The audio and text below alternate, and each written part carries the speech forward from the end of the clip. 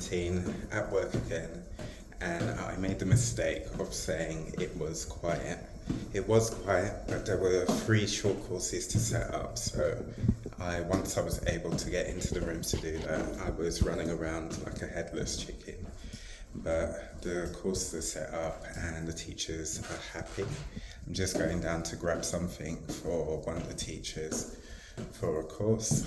But what I wanted to say is the last time I looked, I was on nearly 132,000 steps. So I think it should be around about 137 as of yesterday's steps.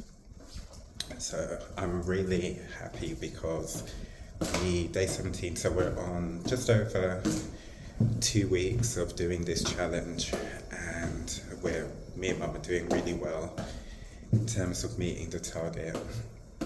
So I think what I'm going to do to boost up my steps, because I'm on just over 3,000 steps now, is head to Tottenham Court Road in my lunch break and take a walk down to, what's the place called again? I always forget, Alternet London. So I'm going to get some footage of what the latest installation is down there.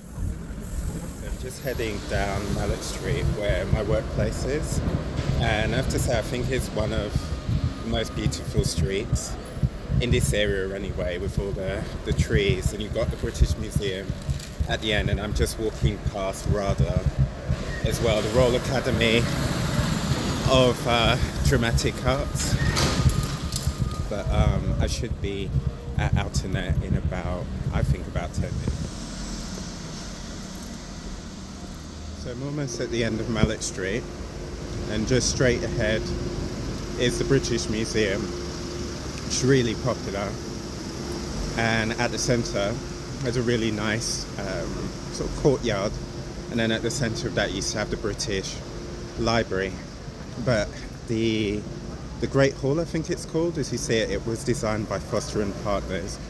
It actually featured in Doctor Strange and the Multiverse of Madness when they met the Illuminati.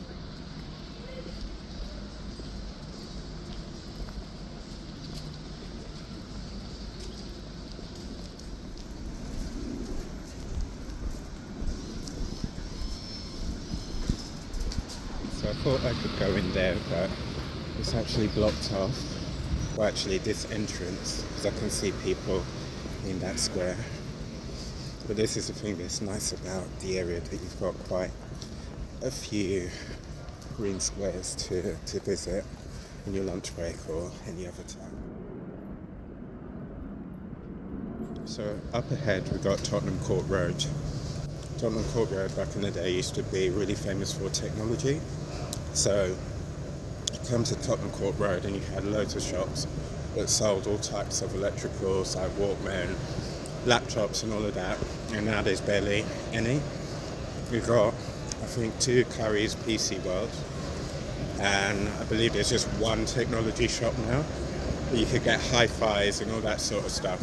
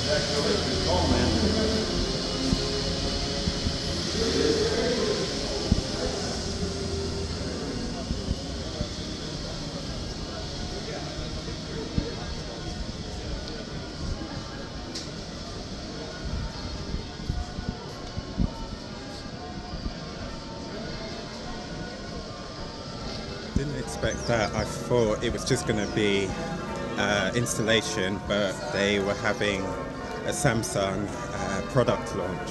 So you had the new fold phones, the new flip phones, but usually it's not linked, when I've been there, it's not linked to an actual brand or product. It's more an artist who's created an installation.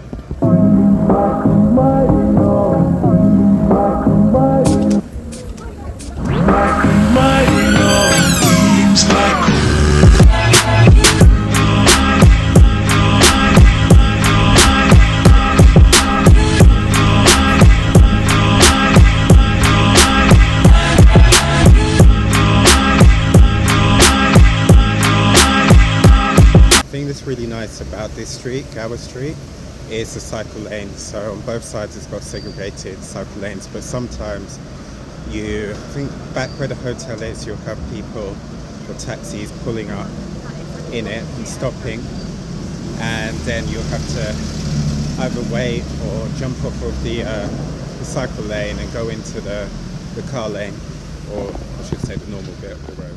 Okay, so back on Mallet Street, and I'm on 6,500 steps, and it's 2 p.m. Imagine yesterday I got home maybe around about 6:30 to 7, and I was still on 4,000 steps. And even when I went for the walk, it wasn't saying 5,000, but it was just being a bit slow, and it ended up being, I think, about 5,300 steps. And the things with this street, Mallet Street, as well, probably why it's so nice, is because all along it you've got educational institutes, so it's very much campus. So the college that I work at, Westdean, moved to this area, to this building at the end by Waterstones, last April from the Design Centre in Chelsea Harbour. And they decided one of the reasons for moving here, I was told, was to give the students a campus feel. So it definitely has that. So you've got Birkbeck, I think UCL, and I think there's another university. They're all within this area. So it really has a vibe about it.